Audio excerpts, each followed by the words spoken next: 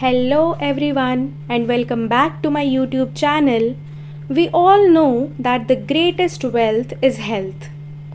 To keep the body in good health is a duty. Otherwise, we shall not be able to keep our mind strong and clear. Join us in this video as we delve into hypertension, its types, symptoms, and the path to a heart-healthy future. Hypertension is the silent killer of mankind. Most sufferers, 85%, are asymptomatic and hence early diagnosis is a problem. The dividing line between normal and abnormal BP is arbitrary because BP is dependent upon many factors like age, race, sex, etc. The definition of hypertension is not universal because normal BP varies. Now this table shows JNC 7th criteria for classification of blood pressure. The normal blood pressure is less than 120 mmHg systolic and less than 80 mmHg diastolic. Pre-hypertension 120 to 139 mmHg systolic blood pressure or 80 to 89 mmHg diastolic blood pressure. Hypertension stage 1 140 to 159 mmHg systolic or 90 to 99 mmHg diastolic. Stage 2 more than or equal to 160 mmHg or more than or equal to 100 mmHg diastolic blood pressure.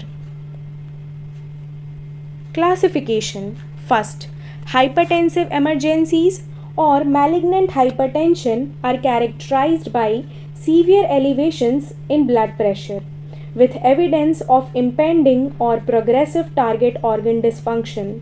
They require immediate BP reduction. Second, hypertensive urgencies or accelerated hypertension are associated with severe elevations in blood pressure without progressive target organ dysfunction.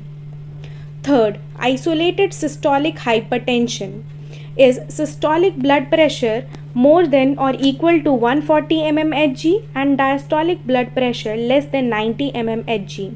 It is seen predominantly in elderly due to arteriosclerosis. It may fluctuate from time to time, high in morning, lower at night. Fourth, labile hypertension. The patient is hypertensive at one time and normotensive at another time. Fifth, white coat hypertension. The patient's BP is high when measured by a professional but is normal when measured in casual circumstances at home. It is diagnosed by 24-hour ambulatory BP monitoring. Causes. First, renal, acute nephritis, polycystic kidneys, renal artery stenosis, etc. Second, endocrine, Cushing syndrome, thyrotoxicosis, myxedema, etc. Third, neurological, raised intracranial tension, etc. Fourth, pregnancy-induced hypertension. Fifth, cardiovascular hypertension, aortic regurgitation, arteriosclerosis, etc. Sixth, drugs, glucocorticoids, cocaine, etc. Seventh, miscellaneous, polycythemia, hypercalcemia, etc. Now, what are the symptoms of hypertension? First, headache. This occurs usually in the morning hours. It is throbbing and usually frontal. Second, dizziness. The patient feels unsteady. Third, epistaxis. This occurs due to increased pressure causing rupture of the capillaries of the nose. The bleeding would reduce the circulating volume and lower the BP. This is nature's way of lowering the BP and prevention of hemorrhage in the vital organs. Now, what is the treatment of hypertension? Non-pharmacological treatment or lifestyle modifications. These have been practiced over the years, even when no drugs were available and their value established. They help to control hypertension in some but are useful in adjuvants to drug treatment in almost all patients. They include: first, salt restriction. Modest sodium restriction to up to 2.4 gram sodium or 6 gram sodium chloride is effective in controlling hypertension in mild to moderate hypertension because sodium and water retention is involved in large proportion of hypertensives. Second, weight reduction. In overweight persons, reduction of 1 kg may reduce 1.6 over 1.3 mmHg BP. It also modifies other serious risk factors like diabetes. Third, stop smoking. Smoking acutely raises BP. In addition, it is an independent and most important reversible coronary risk factor since tolerance developed to nicotine induced hemodynamic effects. Chronic smoking may not be associated with high blood pressure. Fourth, diet.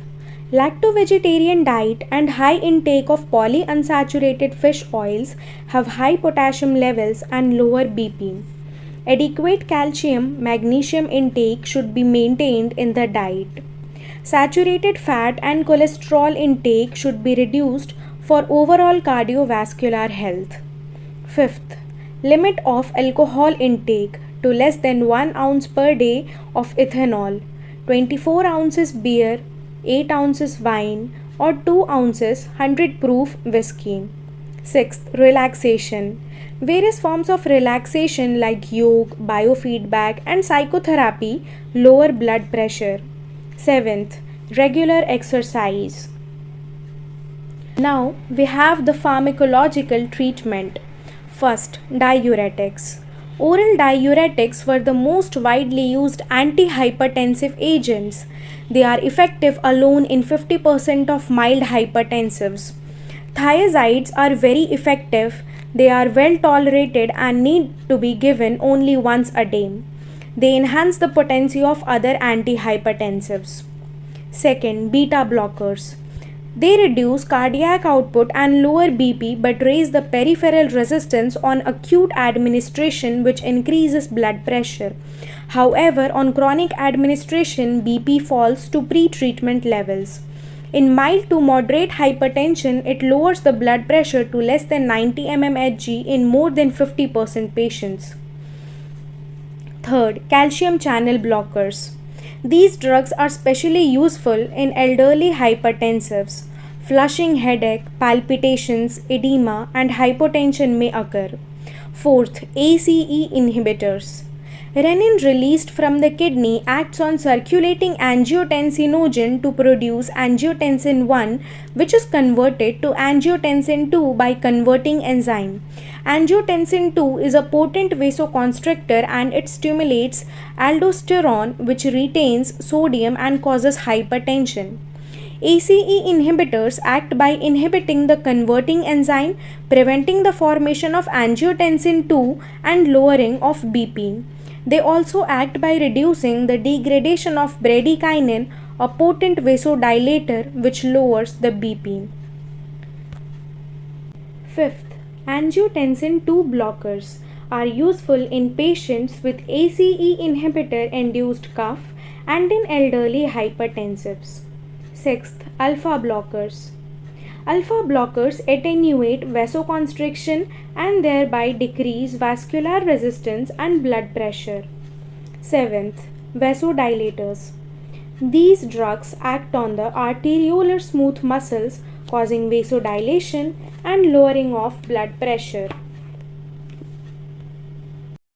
Let's depart with the wisdom of Nelson Mandela, who once said, "It always seems impossible until it's done." Hypertension, with its complex classifications, subtle symptoms, and intricate treatments, may seem daunting, but remember that knowledge and determination are your allies on this journey.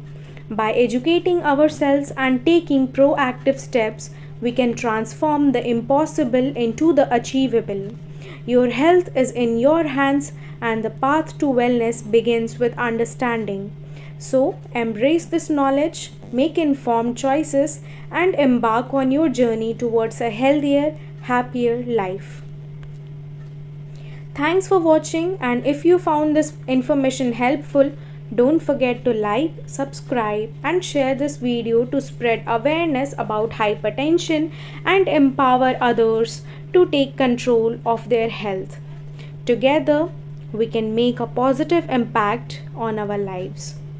Until our next video, take good care of yourselves, stay well, and stay informed.